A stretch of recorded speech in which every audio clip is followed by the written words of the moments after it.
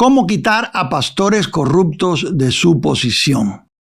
Amados, es triste ver en nuestra América Latina y acá en Estados Unidos, en los muchos lugares donde hemos estado, cómo hay pastores que han consolidado el poder de una manera que no pueden ser tocados.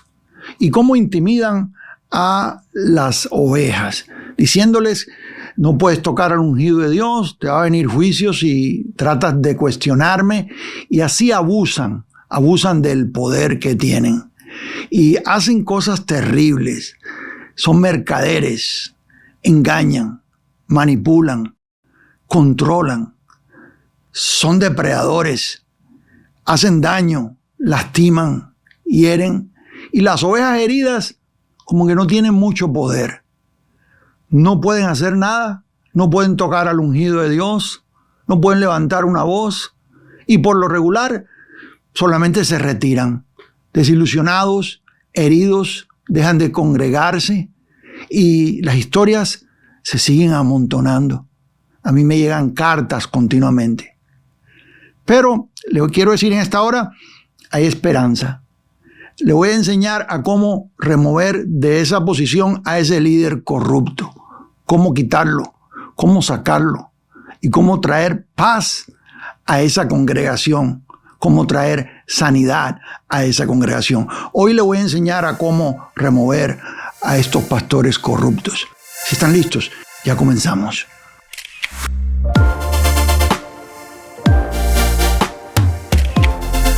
Es una bendición estar juntos de nuevo estudiando la palabra de Dios y doy la bienvenida a todos los que se conectan con nosotros desde cualquier lugar de nuestra amada América Latina. Hoy vamos a entrar en este tema tan difícil y responder.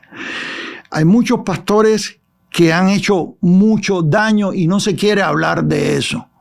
Y a mí me llegan continuamente cartas, correos electrónicos de ovejas lastimadas, personas que han visto lo mal que ha hecho ese líder, cómo se ha comportado, cómo saquea al pueblo financieramente, cómo controla, cómo saca ventajas, corruptos, con escándalos a veces hasta sexuales, pero no los pueden remover porque estos pastores han consolidado el poder de una manera que llevan la iglesia como si fuera un gobierno teocrático donde la voz de ellos es la última autoridad y en muchas de las ocasiones no hay ni ancianos, no hay quien cuestione y bueno, ellos pueden seguir impunes haciendo daño y las ovejas son heridas, ¿sí?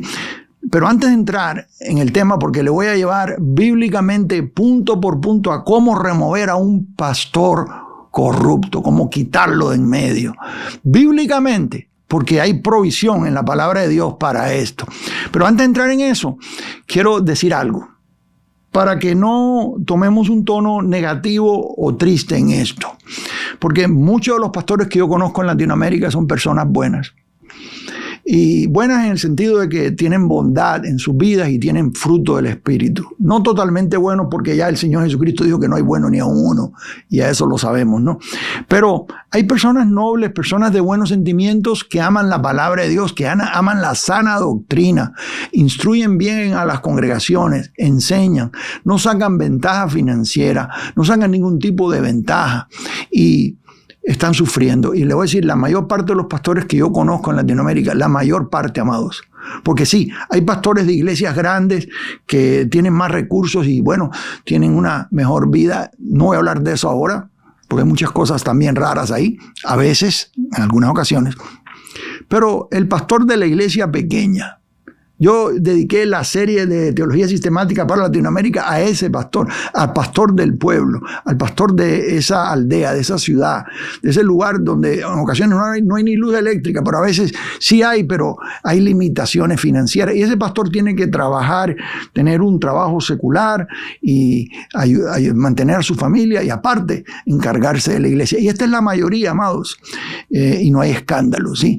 Pero hay unos pocos que crean escándalos y llaman la atención y hacen un terrible daño al cuerpo de Cristo. Y la frustración que tienen las ovejas, por lo que yo leo, la frustración de los daños, de la manera en que muchos han sido lastimados y heridos, y Están frustrados porque no pueden hacer nada. Lo único que pueden hacer es retirarse en silencio. El texto nos enseña exactamente qué hacer. Y yo quiero comenzar. Y voy a mencionar en esta jornada de hoy el gobierno de ancianos y lo importante que es que una iglesia tenga gobierno de ancianos. Bíblicamente, la manera que el apóstol Pablo puso ancianos o envió a Timoteo a poner ancianos y cómo en cada una de las iglesias ahí en el mundo gentil eran administradas por estos ancianos, ¿no? Los cuales en grupo, en equipo, mantenían la salud de la iglesia. Y si un líder se corrompía y se levantaba y era mal líder, ellos sabían qué hacer. Esto escasea hoy en día porque a veces el gobierno lo tiene el pastor y su esposa y un primo o una familia. Hay iglesias que son rodadas por familias y en realidad las ovejas no tienen mucho que decir. Y estos no pueden ser cuestionados. Y como dije anteriormente, muchas veces aprovechan e intimidan diciendo que ellos son el ungido de Dios, mal usando el texto. De hecho, tengo un estudio que usted lo puede buscar acá donde hablo de ese tema sobre lo que es el ungido. ¿Quién es el ungido de Dios? Verdaderamente, que es lo que dice la Biblia. Lo puede encontrar aquí en el canal. Pero ellos dicen en muchas ocasiones, usan esto. Vamos al texto de una vez, vamos a no perder tiempo y vamos a entrar en el texto bíblico, que es lo importante. Le voy a pedir que venga conmigo a 1 de Timoteo. Y vamos a ir punto por punto. Le voy a establecer los puntos, el proceso, cómo llevarlo a cabo para remover a un pastor corrupto, ¿sí? Venga conmigo aquí y estamos en la Reina Valera 1960, 1 de Timoteo capítulo 5, verso 18. Dice Pablo a Timoteo, Pablo se lo dice a Timoteo, dice, fíjese lo que dice, contra un anciano, es decir, un líder, un anciano, dice, no admitas acusación. Ya yo le hablé anteriormente en otro estudio sobre lo que es el pastorado en el Nuevo Testamento. A veces se usa la palabra anciano, a veces se usa la palabra obispo y da consejo a los requerimientos, lo que se necesita para ser un buen obispo o para ser un anciano. A veces hay sinónimos o se usan para significar más o menos lo mismo. Y en ese estudio que yo hice, me fui al griego y le expliqué lo que es la diferencia entre episcopos, presbíteros y todo eso. Pero básicamente es el que es líder de una congregación, el que lleva adelante una congregación. Sí.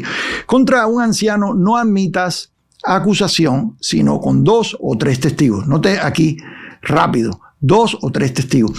Tú no puedes levantarte y decir algo de un líder, simplemente acusarlo sin pruebas. Eso no se puede hacer.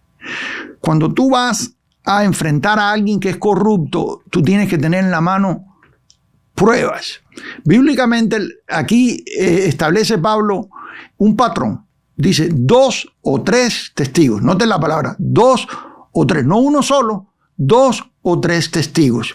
Dice, a los que persisten en pecar, repréndelos delante de todos para que los demás también teman. En otras palabras, el apóstol Pablo está diciéndole a Timoteo, que en este caso es un siervo, es un ministro del Evangelio. Históricamente nosotros conocemos que Timoteo pastoreó sobre regiones y hizo el trabajo de obispado sobre regiones y fue enviado de Pablo para corregir doctrina, para llevar el mensaje de Pablo a las iglesias. Timoteo era un hijo espiritual de Pablo, un hijo en la fe y era muy importante en la misión paulina. Esta carta es escrita a él y es escrita a nosotros. Nos enseña a nosotros la conducta de cómo debe de llevarse a cabo la vida de la iglesia, la administración de la iglesia. Note, primeramente aquí dice 2 o 3 testigos. Anótelo ahí, 2 o 3 testigos. A los que persisten en pecar, repréndelos delante de todos. No lo escondas. Dilo delante de todos. ¿Por qué razón? Dilo delante de todos. Sí, porque nosotros somos hijos de la luz. Como decíamos la semana pasada, en el tema de la semana pasada, somos del día. Nosotros no hacemos las cosas escondidas. No se puede esconder las cosas. Las iglesias que más escándalos tienen y que más problemas tienen en este momento son las que han tapado han cubierto el pecado de un líder, lo han mantenido encerrado y las víctimas han tenido que irse y estos se han quedado ahí en esa posición de poder y lo han tapado. Y esto tarde o temprano sale a la luz y luego es peor. Luego viene el escándalo. ¿Sí? Sí, aquí vemos tres cosas rápido. Primero, se requiere una evidencia verificada. Escríbalo ahí, evidencia verificada. 2 o 3 testigos. Segundo, se confirma, o si se confirma el pecado de ese líder, debe ser reprendido públicamente, no encubierto. No es taparlo. Usted dice, pero es que se va a formar un escándalo y se va a lastimar personas. No, amado. Cuando se esconde, se lastima a más personas. Sí, esta es la manera transparente en que se debe mover el liderazgo. Yo hice un librito hace tiempo que está por ahí en la serie de liderazgo que se llama Liderazgo Transparente y hablo mucho de eso ahí. Entonces, si se confirma el pecado, debe ser reprendido públicamente. Esto de ser reprendido, la gente lo ha tomado al revés y lo usan para los líderes reprender a hermanitos que han caído en alguna debilidad. Hermanos que son débiles en la carne y han caído en algo y van y los avergüenzan públicamente. Y eso no es lo que está diciendo el texto. ¿Sí?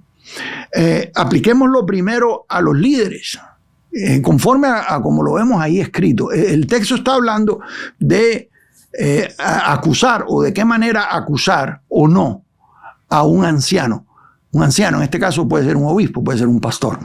¿Sí? Y si no hace caso, y esto es básico, ahora vamos a entrar en detalles, pero esto es básico y es elemental. Si no hace caso, entonces tienes que reprenderlo públicamente. Tercero, la finalidad es preservar la pureza de la iglesia y advertir a otros líderes. Dice aquí, para que los demás también teman. Quiere decir que debe de hacerse de una manera en que otros tomen nota y digan, si aquel se portó mal y lo quitaron, pues yo también me debo de portar bien, porque si no me porto bien, me van a quitar también. Y un líder tiene que tener en mente eso, que no está ahí puesto en una posición en la cual nadie puede tocar o cuestionar.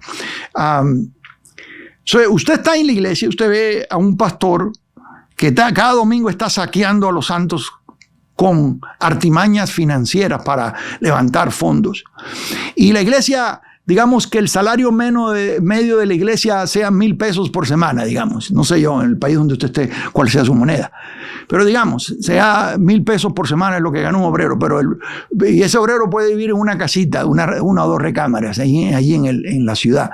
Pero usted ve al pastor viviendo en una mansión y manejando los autos más caros y llevando una vida de despifarra, una vida de como viven los ricos, y está por encima, muy por encima del estándar de la congregación. Pero este pastor siempre está levantando dinero y siempre está prometiéndole a usted que si usted hace votos, Dios le va a dar esto, o si usted da esta cantidad, Dios le va a dar esto, y está continuamente sacando ventajas financieras.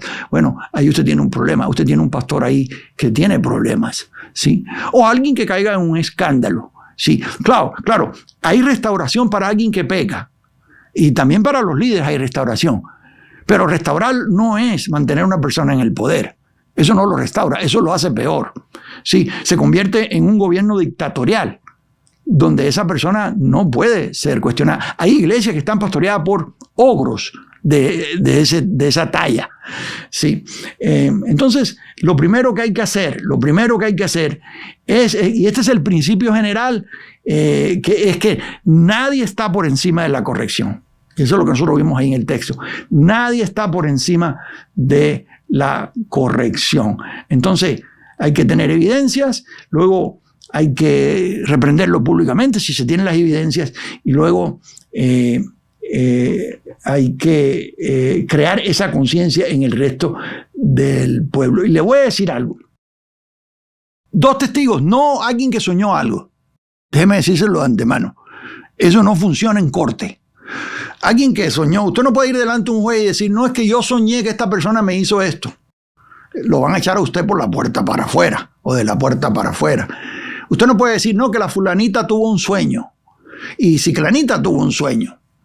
Y ya son 2 testigos. Amado, aquí tengo 2 testigos. Aquí está Juanita, que tuvo un sueño de que el pastor está en pecado, pero también Petra tuvo un sueño y dice que el pastor está en pecado, y las 2 tuvieron sueño y ya son 2 testigos. No, esto no funciona así. Esto no funciona con sueños, porque gente tiene ideas y tiene cosas en la cabeza y sueñan cosas. No dice la Biblia en ningún momento de que esos testigos son gente que soñaron algo sobre el pastor. Quítese eso de la mente. Tienen que ser evidencias, pruebas, evidencias que se puedan presentar. Eso es lo primero. El segundo, el estándar más alto de juicio espiritual es para los líderes. Si usted viene conmigo a Tito, y aquí vamos a ver otro consejo pastoral, ¿cómo se dice? Pastoral, otro consejo pastoral. Mi idioma hoy en día está un poquito, como dicen acá, rusty, pero ahí vamos. Dice aquí, ¿por qué es necesario? Tito capítulo 1, verso 7 dice, ¿por qué es necesario que el obispo, otra vez aquí estamos hablando de líder, sinónimo de anciano o sinónimo de pastor, ya eso lo enseñé antes, ¿no? El obispo sea irreprensible. Fíjese el estándar a que somos llamados los que predicamos el evangelio. Tenemos que ser irreprensibles. Por eso es que yo siempre le digo a los ministros jóvenes, amado, tenga cuidado, haga todo lo que usted tenga que hacer para no dar inclusive apariencia de que algo anda mal. El ministro debe ser intocable en eso. Yo he tenido reglas en el ministerio por años. En mis tiempos de pastorado, por ejemplo, nosotros plantamos, por la gracia de Dios, algunos trabajos en Latinoamérica, en el campo misionero, acá en Estados Unidos, pastoreando. Yo tenía una regla, por ejemplo, yo no daba consejería a una mujer sola. Una mujer que necesitaba consejería, yo nunca traje una mujer a la oficina, cerré la puerta para darle consejo. Nunca. Mi puerta de la oficina siempre estaba abierta. Y si alguien venía a pedir consejo, yo buscaba a alguien que me acompañara. Sí, hay ancianas en la congregación que están equipadas, están preparadas para lidiar con las más jóvenes y enseñar, son maestras del bien, como dice Pablo, y enseñar a las más jóvenes. Y son muy útiles para este tipo de trabajo. Hay muchachas jóvenes que necesitan consejo y por lo regular, es lo más seguro, es enviarla con una anciana. Una anciana que está experimentada en la palabra de justicia y que puede enseñarle. Las ancianas enseñan a las más jóvenes. Hay muchachas jóvenes que tienen confusión, tienen problemas en el matrimonio, necesitan un consejo. Usted no puede encerrarse con una muchacha a solas en una oficina a darle consejo. Usted no puede hacer eso. Usted tiene que... Conozco un pastor acá en la ciudad de Tijuana, en México. Ya murió, ya se fue con el Señor. Pero él hizo su oficina de vidrio. Su oficina era completamente de vidrio. Y tú podías verla para adentro de la oficina todo el tiempo. Y alguien le preguntó que por qué la hacía de vidrio y dijo, porque todo el mundo puede ver lo que estoy haciendo todo el tiempo que está en la oficina. Otra cosa, un pastor no visita una casa si el esposo de la hermana no está en casa. Tú no puedes hacer una visita pastoral a una casa donde está una mujer sola. Tú no puedes hacer. No es que vayas a hacer ningún daño, no vas a hacer nada malo. Lo estás haciendo a veces esto de buen corazón y lo que quieres es ayudar a alguien que tiene problemas. Pero, amados, no es correcto que un pastor visite a una mujer que está sola en su casa. Eso no se puede hacer. Nos conocimos a uno allá, en una ciudad allá en México, que tenía esa costumbre de visitar a las casas a las mujeres solteras. Finalmente después habían escándalos porque lo acusaban de cosas. ¿Lo hubiera hecho o no lo hubiera hecho? El problema es que daba la apariencia. Entonces tenemos que nosotros cuidarnos de eso. Debemos ser irreprensibles, amados, irreprensibles. Si una mujer viene con un problema, traiga a su esposa allí a la consejería para que le ayude. O determine un grupo de mujeres que ayuden en la consejería. Pero usted cuídese de eso. Hay cosas que no tenemos. Por ejemplo, dinero. A veces estábamos en la congregación y venía gente a dar una ofrenda y me la traía. Mire, pastor, quiero darle esta ofrenda. No. La ofrenda allá la cuentan en dúo control. Nosotros siempre hemos tenido en el ministerio dúo control. ¿Qué cosa es dúo control? Como hacen los bancos. Los cajeros en el banco, cuando van a depositar un dinero que lo van a meter en el baúl, en el vault, lo cuentan 2 personas a la vez, uno frente al otro. Y los 2 firman. ¿Por qué razón? Eso se llama dúo control. De esa manera no puede decir una persona, no, aquella persona se echó algo en el bolsillo o se robó algo. No, hay testigos, hay firmas. Nosotros en la iglesia teníamos siempre la costumbre de que la ofrenda la contaban 2 personas. 2 oficiales, personas capacitadas, personas que tienen buen testimonio, pero 2 personas. Y ellos lo llevaban al banco. ¿Por qué? El pastor no tiene que andar tocando dinero, para nada. Para eso están los ancianos que administran la congregación. Y en conjunto, con ese gobierno congregacional que es bíblico, se mantiene el buen testimonio. El gobierno de ancianos, el gobierno congregacional es tan saludable que hasta protege al pastor. Lo protege. Cuando vienen los ataques, las pruebas, la persecución, el pastor no está solo.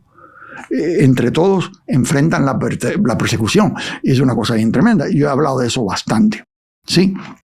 Ahora, escúcheme bien. Escúcheme bien. No des apariencia. Necesitas ser irreprensible. Un ministro que es irreprensible, a ese no lo pueden tocar. Mire, usted podrá acusarlo de falsa doctrina o que no está de acuerdo con algo que está enseñando, etc. Pero usted no puede tocar el honor de esa persona. No lo puede tocar porque esa persona se ha preocupado por dar buen testimonio. ¿Me está siguiendo? Eso es muy importante. Eso. Ahora, cuando alguien comete error y falla, bueno, si es por debilidad, se va a sujetar a la restauración, se va a sujetar a la disciplina, porque el Señor disciplina. Es más, hoy yo voy a hablarle a usted de cuando Dios mismo es el que remueve a los pastores. Sí, es Dios quien los remueve. Y cuando es el gobierno humano dirigido por el Espíritu de Dios quien toma acción en esto. Sí. Vamos de nuevo al texto. Aquí en Tito, capítulo 1, verso 7, dice, porque es necesario que el obispo sea irreprensible. No me canso de subrayar esta palabra. Dígalo conmigo, escríbalo ahí, en el chat, en los comentarios. Irreprensible. Dicho sea de paso, déjenos saber de dónde se conecta con nosotros hoy. Si es primera vez que está con nosotros ahí en el chat, déjenos saber para darle la bienvenida, o en los comentarios, para darle la bienvenida correctamente, ¿sí? Irreprensible. Como administrador de Dios. Fíjese nomás qué cosa tan tremenda. Administrador de Dios. Administra los bienes, lo que Dios pone en su mano. Es mayordomo del Señor. Sí. No soberbio, no iracundo, no dado al vino, no pendenciero, no codicioso de ganancias deshonestas, sino hospedador, amante de lo bueno, sobrio, justo, santo, dueño de sí mismo, retenedor de la palabra, fiel, tal como ha sido enseñada, para que también pueda exhortar con sana doctrina y convencer a los que contradice. Dice convencer a los que contradice. Ese es el estándar del ministro. El ministro debe tener el estándar más alto. Eso de que somos iguales y que es lo mismo oveja que ministro y que somos sujetos de la misma manera, no, amados, no. La regla de conducta para el ministro es más alta, es más estricta. Tiene que ser irreprensible, no lo pueden tocar. No pueden señalarlo y decir, tiene esto, porque tiene temor de Dios y se conduce bien. Y ese es el estándar. Y eso tenemos que establecerlo hoy. Los pastores tienen un estándar más alto.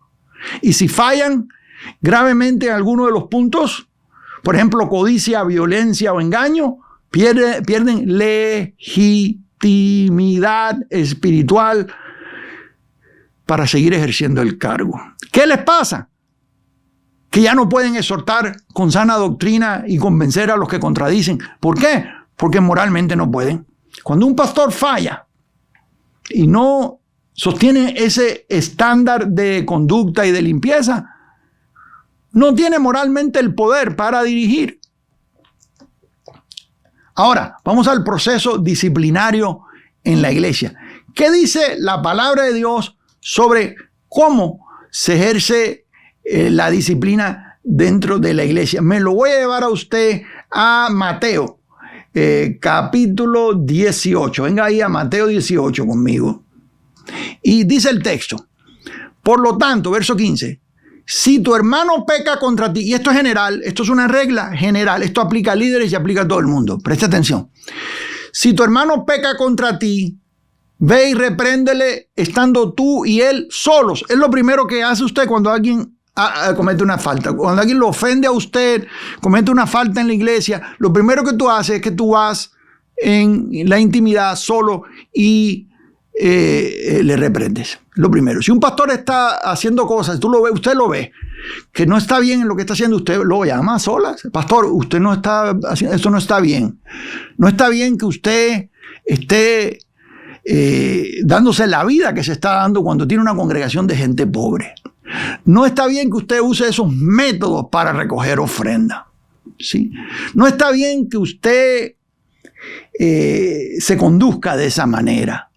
Pero a un hermano también, alguien que le falló a usted, que hizo algún daño, tú primero vas solo. Ese es el primer paso, es solo. Tiene usted que verificar. Porque puede ser que haya un testigo falso, puede ser que alguien está diciendo algo que no es verdad, puede ser que algo se está enredando.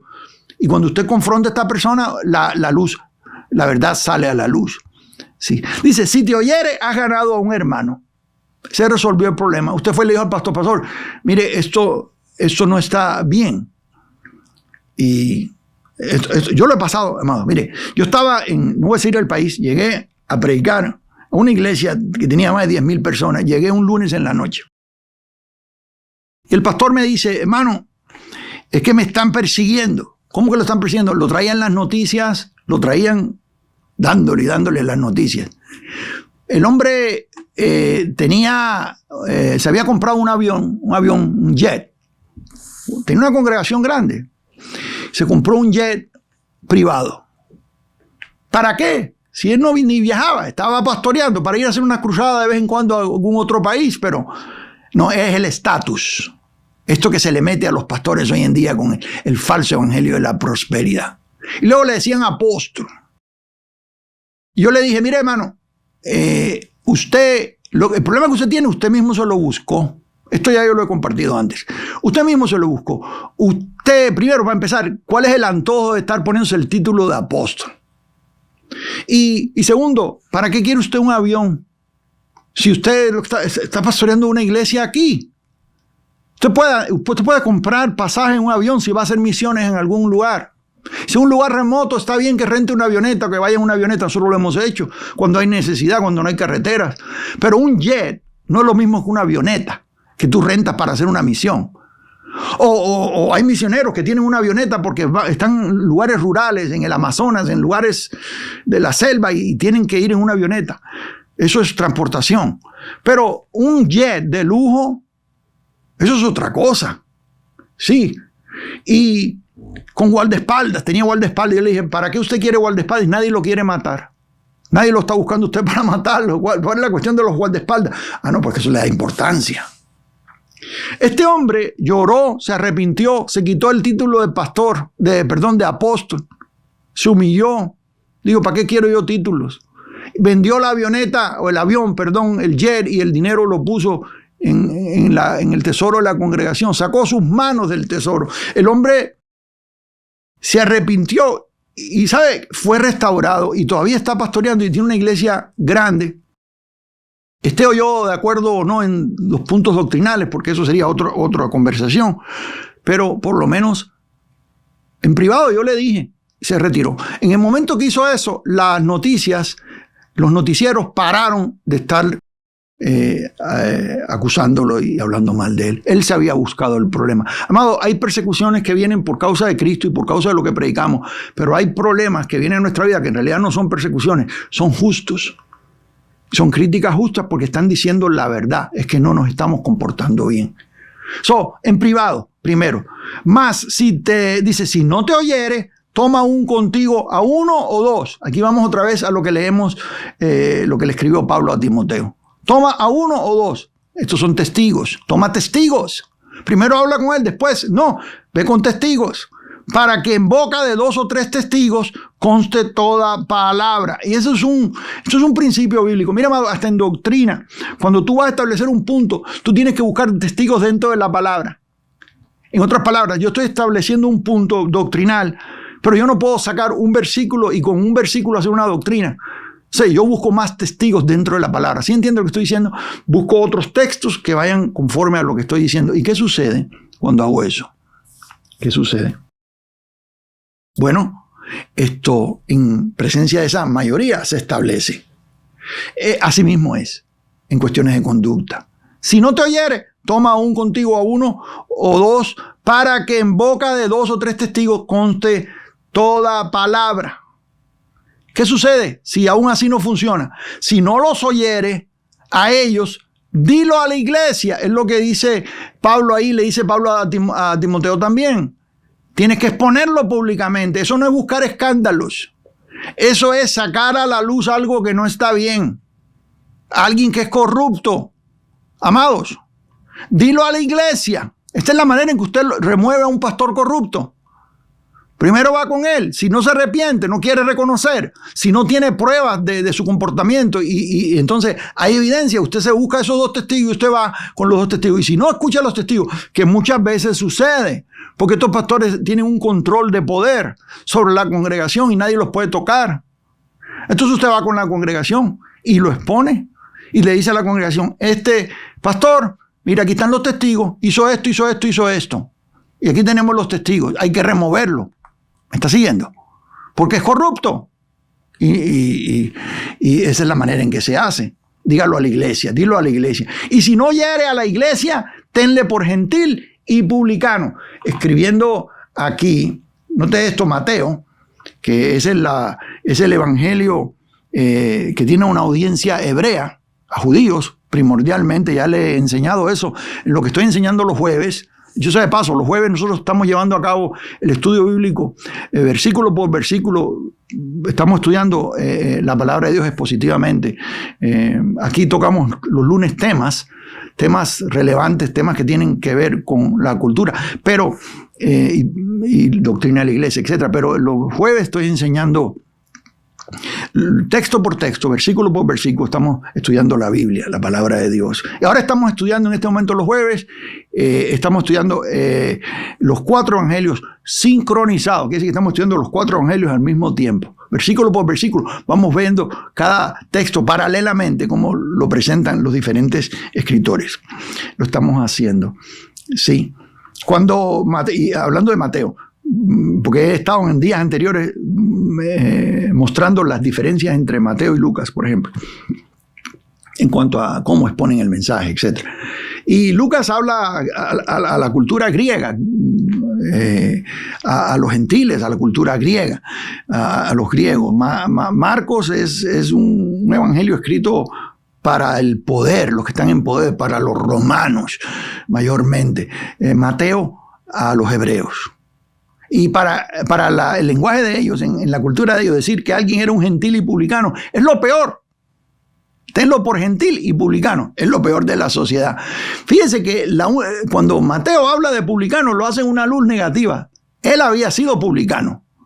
Cuando Jesús lo llamó, Mateo era publicano. Él cobraba los impuestos públicos para los romanos, que eran los que estaban en control del gobierno. Era una ocupación romana que había ahí en lo que es Judea y todo eso.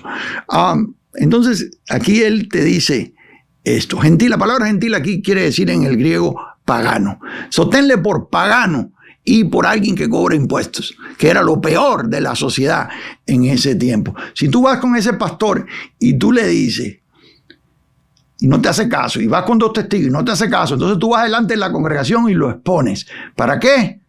Para que lo oigan. Y si aún no se hace caso, entonces es peor que un gentil y publicano. En otras palabras, es peor que un pagano y que uno que roba, porque esa es la fama que tenían los publicanos. Aquí vemos varias cosas en el texto. Primero, es confrontación privada, número 1. Privada con respeto, pero con claridad. Y estas son cosas que nosotros podemos tener en cuenta. Déjeme a ver si le puedo poner la nota aquí. Yo tengo mis notas aquí. A ver si sale. Ahí está la nota. Primero, confrontación privada con respeto, pero con claridad. Segundo, confrontación con testigos. Tercero, confrontación ante la congregación o los ancianos. Cuarto, remoción del compañerismo si hay impenitencia. Remoción del compañerismo. En otras palabras, llegó la hora de remover. ¿Cómo se remueve? Cuando la congregación recibe que ese pastor es expuesto y hay escándalo, no tiene otro remedio que irse, porque ya la mayor parte de la congregación se dio cuenta y todos están de acuerdo, no se puede quedar. Es tiempo de comenzar a orar por un nuevo líder. ¿Me está siguiendo acá?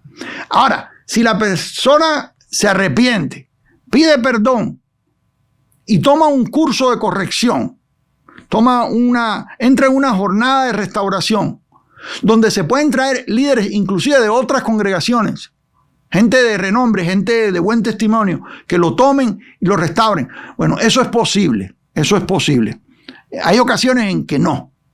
Hay ocasiones en que una persona queda completamente descalificada. Como por ejemplo, un pastor acá en Texas, creo que fue Texas, que esto está en las noticias, que abusó a una muchacha menor de edad. La muchacha menor de edad la abusó cuando él era joven y bueno, empezó a pastorear y se lo dijo a varias gente, pero lo taparon, lo escondieron y no dijeron nada. Y él no hizo la historia completa, pero dijo que había tenido diferentes tipos de pecados. Pero guardó eso. La muchacha creció, se hizo una mujer y salió a la luz y lo dijo. Esta persona ahora está en cortes, está preso, lo metieron en la cárcel. Sí, porque en Estados Unidos tener relaciones sexuales con un menor de edad es un delito bien grave. Bien grave. De ser el pastor de una mega iglesia pasó a alguien que está en desgracia en una cárcel. La pregunta mía para ustedes, ¿esa persona está descalificada o puede restaurarse y regresar? Alguien que abusó a un menor de edad, ¿se puede restaurar y regresar? ¿Y quién lo va a confiar? Si ya lo pusieron en la lista de depredadores sexuales, iba a estar en esa lista por vida. El gobierno lo puso en la lista de depredadores sexuales y iba a estar en esa lista por vida. Hay cosas que descalifican totalmente. ¿Sí? Quizás debo yo hacer un video y explicar la diferencia entre cuando algo descalifica para el ministerio o no.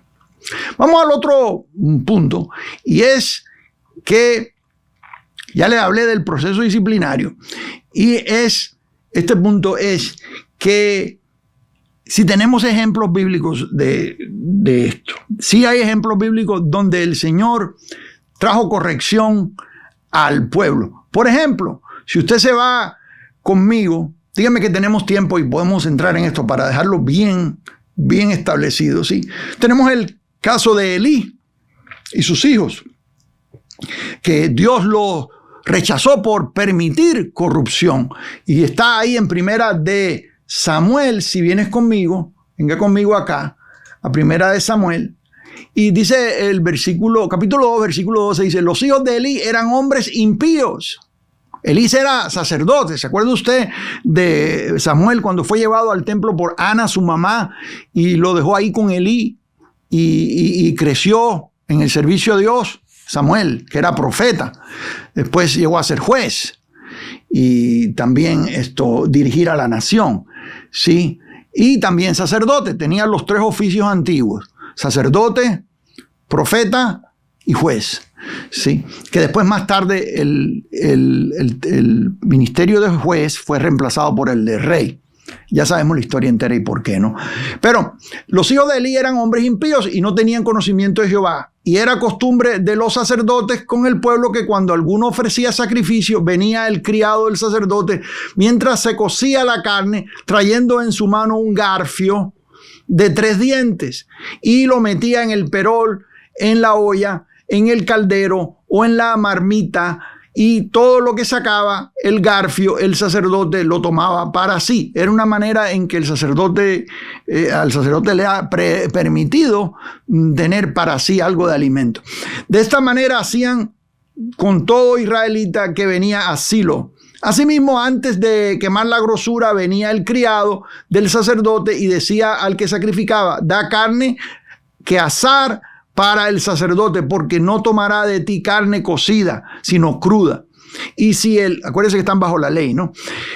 Y si el hombre le respondía: quemen la grosura primero y después toma tanto como quieras, él respondía: no, sino dámela ahora mismo, de otra manera yo la tomaré por la fuerza. Era pues muy grande delante de Jehová el pecado de los jóvenes, porque los hombres menospreciaban las ofrendas de Jehová. Y el joven Samuel ministraba en la presencia de Jehová, vestido de un efod de lino, y le hacía su madre una túnica pequeña, y se le traía cada año cuando subía con su marido para ofrecer el sacrificio acostumbrado.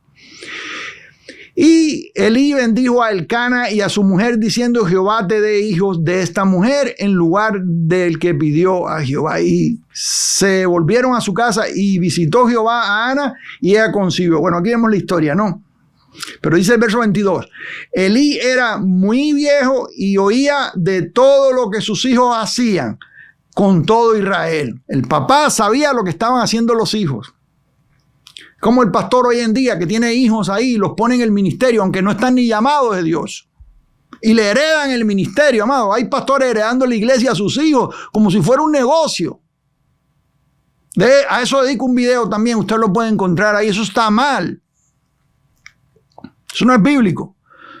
No tengo nada en contra de que una familia sirva a Dios junta y que sí puede haber un hijo que tiene llamado de Dios. Los ancianos tienen que confirmar ese llamado. No su papá ponerlo. Eso no funciona así. No es propiedad del pastor. La iglesia no es propiedad del pastor, amado. El pastor no es dueño de la iglesia. Quítese eso de la mente. Eso es corrupto. Hacían todo Israel. Y como dormían con las mujeres que velaban a la puerta del tabernáculo de reunión. Eran corruptos los hijos de Elí. Estaban acostándose con las mujeres. Estaban robando. Y les dijo: ¿por qué haces cosas semejantes? Porque yo oigo de todo este pueblo vuestros malos procederes. No, hijos míos, porque no es buena fama la que yo oigo, pues hacéis pecar al pueblo de Jehová. Cosa tremenda esta, ¿sí? Bueno, y luego más adelante aquí dice, mire, y el joven Samuel iba creciendo, vamos a ver un poquito más adelante, delante del Señor, y vino un varón de Dios a Elí, verso 27, y le dijo: así ha dicho Jehová, ¿no me manifesté yo claramente a la casa de tu padre cuando estaban en Egipto, en casa de Faraón? Y yo le escogí por mi sacerdote entre todas las tribus de Israel, para que ofreciese sobre mi altar y quemase incienso y llevase efod delante de mí. Y di a la casa de tu padre todas las ofrendas de los hijos de Israel. ¿Por qué habéis hollado mis sacrificios y mis ofrendas que yo mandé ofrecer en el tabernáculo? Y has honrado a tus hijos más que a mí, engordándoos de lo principal de todas las ofrendas de mi pueblo Israel. Ese es el pastor que se está engordando con las ofrendas del pueblo, amados. Algunos hasta reciben directamente las ofrendas. Hay lugares donde la gente piensa que la ofrenda es para el pastor y que el diezmo. Otra vez, sacando a Malaquías fuera de contexto. Poniéndole culpa a la gente, a las ovejas, diciéndole que están robándole a Dios y condenándolos, acusándolos. Había un pastor allá, mi suegra, tenía negocios toda la vida, era empresaria, ya está mayor de edad. Y había un pastor, ella a veces no podía ir el domingo porque tenía que abrir el negocio. Y tenía que estar al tanto. Usted sabe cómo son los negocios. Y a veces iba y ponía a alguien a cargo, pero a veces habían dificultades y tenía que ir. Y ¿sabe lo que hacía el pastor? El lunes venía a recoger el diezmo al negocio de mi suegra. Cosa tremenda. En persona venía a recoger el diezmo. El diezmo del negocio. Mi suegra le daba los diezmos del negocio a este hombre. Pero él venía a buscarlo. ¿Qué más le puedo decir? Hasta un día que el Señor abrió los ojos de mi suegra y bueno, eso es otra historia. Pero qué tremendo. Hay pastores que van a buscar los diezmos a la casa. Servicio a domicilio. ¡Ja! Diré que son torcidos. Pueblo de Israel. Por tanto, Jehová, el Dios de Israel, dice: yo había dicho que tu casa y la casa de tu padre andarían delante de mí perpetuamente, mas ahora ha dicho Jehová: nunca yo tal haga, porque yo honraré a los que me honran y a los que me desprecian serán tenidos en poco. He aquí vienen días en que cortaré tu brazo y el brazo de tu casa, dice, de la casa de tu padre, de modo que no haya anciano en tu casa. Verás tu casa humillada, mientras Dios colma de bienes a Israel, y en ningún tiempo habrá anciano en tu casa. Qué cosa tan tremenda esta, sí. Qué cosa tan tremenda. El varón de los tuyos que yo no corte de mi altar será para consumir tus ojos y llenar tu alma de dolor. Y todos los nacidos de tu casa morirán a la edad viril.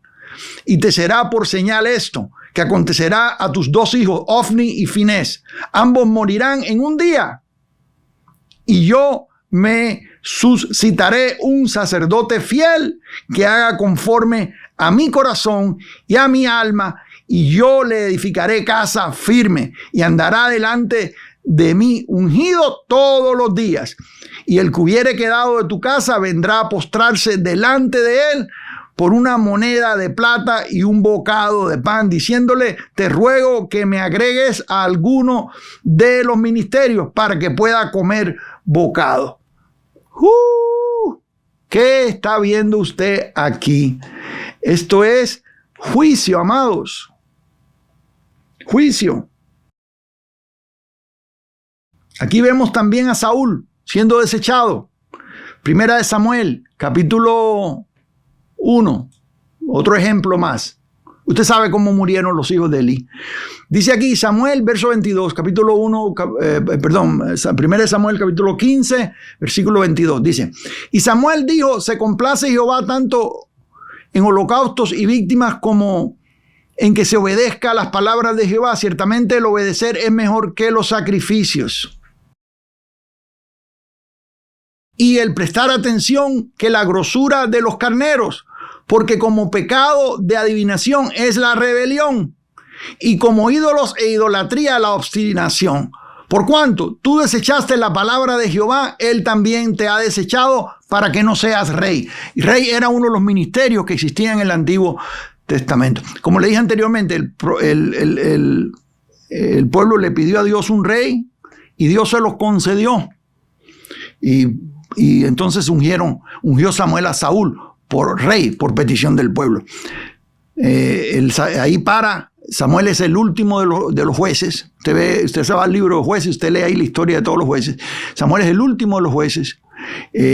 Saúl es el primero de los reyes. Empiezan las dinastías de los reyes.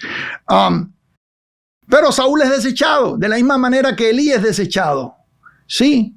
Y nosotros vemos que Pablo denuncia. Por eso es que el texto dice: llévalo en público. Usted dice: ¿qué hermano? Que no se puede tocar en público. Porque ya ellos fueron con usted y le hicieron sentir mal y le manipularon, diciéndole a usted que no toquéis al ungido de Dios. Pero Pablo habla de algo diferente aquí. Si segunda de Timoteo capítulo 3, vamos a leer aquí en el versículo 1, dice: también debes saber esto, que en los postreros días vendrán tiempos peligrosos, porque habrá hombres amadores de sí mismos, ávaros, vanagloriosos, soberbios, blasfemos, desobedientes a los padres, ingratos, impíos, sin afecto natural, implacables, calumniadores, intemperantes, crueles, aborrecedores de lo bueno, traidores, impetuosos, infatuados, amadores de los deleites más que de Dios, que tendrán apariencia de piedad, pero negarán la eficacia de ella. Ten cuidado, porque los religiosos se saben disfrazar bien, A estos evita. Evítalos, amados. Evita ministros corruptos. Aléjate de ellos. Aléjate de ellos. Verso 6. Porque de estos son los que se meten en las casas y llevan cautivas las mujercillas, cargadas de pecados, arrastradas por diversas concupiscencias. Estas siempre están aprendiendo y nunca pueden llegar al conocimiento de la verdad. Y de la manera que Janes y Jambres resistieron a Moisés, así también estos resisten a la verdad. Hombres corruptos de entendimientos, réprobos, están reprobados en cuanto a la fe. Mas no irán más adelante, porque su insensatez será manifiesta a todos, como también lo fue la de ellos. Pero tú has seguido mi doctrina, conducta, propósito, longanimidad, amor, paciencia, persecuciones, padecimientos, como los que me sobrevinieron en Antioquía, en Ícono, en Listra. Persecuciones que he sufrido, y de todas me ha librado el Señor. Y también, todos los que quieren vivir piadosamente en Cristo Jesús padecerán persecución. Mas los hombres malos, ya me pasé el texto, pero estoy disfrutándolo. Gloria a Jesús. Dígame usted si se goza también. Mas los hombres malos y engañadores irán de mal en peor, engañando y siendo engañados. Y aquí viene el contraste. Pero tú, en lo que has aprendido y te persuadiste, sabiendo de quién has aprendido y de que desde la niñez has sabido la Sagrada Escritura, las cuales te pueden hacer sabio para la salvación por la fe que es en Cristo Jesús. Aquí hay más. En Tito capítulo, vamos a traer a Tito capítulo 1, versículo 10, mire lo que dice. Porque hay aún muchos contumaces, habladores de vanidades. Aquí están las características. Si quieres saber si tiene un ministro falso, aquí solamente siga aquí la lista. Habladores de vanidades y engañadores, mayormente los de la circuncisión, a los cuales es preciso tapar la boca, que trastornan casas enteras, dice, enseñando por ganancias. Aquí está, amados. Enseñando por ganancias. Hablé yo de las características de lo que es una secta, ahí lo tengo en el canal. Y casi siempre hay algo de dinero ligado en algún lugar. Enseñando por ganancia deshonesta, dice, lo que no conviene. Y aquí Pablo va por nombre. Va más directo. Uno de ellos, su propio profeta, dijo, los cretenses siempre mentirosos. Su propio profeta. Sí, este testimonio es verdadero, por tanto, repréndelos. Esto es lo que dice Pablo que hay que hacer. Repréndelos duramente. Repréndelos duramente. ¿Cuántos están conmigo aquí? Repréndelos duramente. ¿Es bíblico reprender a alguien que está mal? Claro que es bíblico. Ahí está la lista de lo que es estar mal. Si usted tiene un ministro que está en esa lista, usted puede reprenderlo.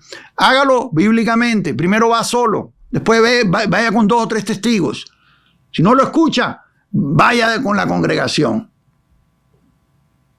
Se formó un escándalo. De todas formas, amado, esa persona es un escándalo para el evangelio. ¿Usted no cree que la gente de su ciudad, del pueblo, se dan cuenta de que esa persona es torcida? En México dicen chueco. Claro que la gente lo sabe. ¿Sí?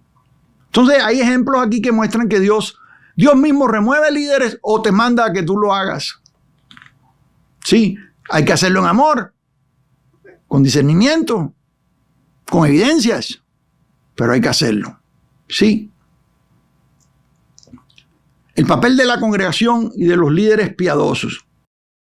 Mire, si se viene conmigo a Romanos, venga Romanos conmigo. Romanos, capítulo 16. Dice, os ruego, hermanos, que os fijéis en los que causan divisiones y tropiezos en contra de la doctrina que vosotros habéis aprendido y que os apartéis. Dice, apartéis de ellos. Cuando usted está exponiendo a un pastor corrupto, usted no está causando división. Ellos son los que causan divisiones, que más bien echan a los que son a las verdaderas ovejas, los echan para afuera. Dividen.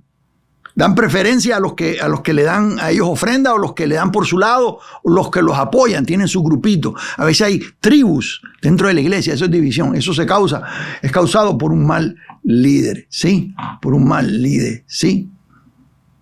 Pablo le dice a Timoteo el consejo aquí, dice, versículo 22, dice, no impongas con ligereza las manos a ninguno, dice, ni participes en pecados ajenos. ¿Qué sucede cuando usted no hace nada? Si la iglesia es cómplice, en silencio, ¿qué sucede, amado? Usted está apoyando el mal que esta persona está haciendo. Esta persona está envenenando a la iglesia, está envenenando a la comunidad. Y usted no hace nada.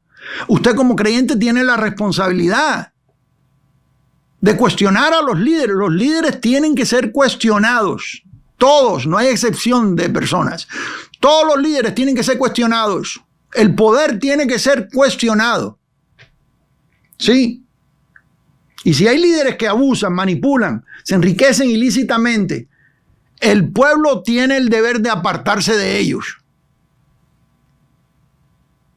Hay restauración si hay verdadero arrepentimiento. Y hay líderes que se han arrepentido, saben que andaban mal, se humillaron. Y Dios los usa hoy en día. Por lo regular, los corruptos que son corruptos no aceptan. Entonces, vamos al resumen. Yo hice una tablita aquí del resumen de lo que es el proceder, para entonces irme al punto número 7, que es la advertencia para los que encubren corrupción. Pero vamos, antes de ir ahí, mencionar estas cosas que tengo aquí. Venga conmigo. Lo voy a poner aquí en pantalla. Gloria a Jesús. Notas. Primero, confirmar acusación con testigos. Segundo, confrontación directa y progresiva. ¿Qué quiere decir directa y progresiva? Voy contigo en privado. ¿No me haces caso? Voy con 2 testigos o 3 testigos, 2 o 3 testigos. ¿No me haces caso? Voy con la congregación. Usted tiene una voz, usted puede hablar. ¿Sí? 3, evaluar carácter y conducta del líder. Tiene que haber una evaluación. 4, reprensión pública si hay resistencia en pecado. 5, remoción del liderazgo si no hay arrepentimiento. Ahí están los textos bíblicos. Si no hay arrepentimiento, hay remoción. No hay arrepentimiento, hay remoción. Así es, hay que quitarlos. Y esto se lo estoy diciendo en amor. Y lo estoy diciendo con mucho dolor. No me gozo en decir esto. Honestamente, me duele decirlo. Me da tristeza. Me da tristeza porque estamos hablando del cuerpo de Cristo. Pero hay una advertencia. El juicio tiene que comenzar. Y tiene que comenzar por la casa de Dios. Si no comienza por la casa de Dios, ¿qué más será con los de afuera? Los de afuera, perdón. Venga conmigo al texto bíblico. Me lo voy a llevar a este versículo aquí en 1 de Pedro, capítulo 4. Verso 17 dice, porque es tiempo de que el juicio comience por la casa de Dios. ¿Por dónde empieza? Por los de adentro, amado. Por la casa de Dios. Y si primero comienza por nosotros, ¿cuál será el fin de aquellos que no obedecen al evangelio de Dios? ¿Cómo usted le puede decir a los de afuera lo que les conviene y lo que es mejor para ellos si tú estás mal? ¿Cómo tú le puedes hablar al mundo y traer esperanza y hablar de vida si estás en una congregación donde hay corrupción? Y es corrupción porque la corrupción viene de arriba para abajo. Como el aceite, la unción, estamos hablando de tipología. Allá a Aarón, corre de la cabeza a la barba, de arriba para abajo. Las cosas buenas corren de arriba para abajo, las cosas malas también. Una congregación que tiene un buen líder, amado, recibe buen ejemplo. Esa bondad corre de arriba para abajo. Un buen líder enseña bien a la congregación, le da buen testimonio, le trae crecimiento, le trae buena palabra, los pastorea bien, los lleva a pastos frescos.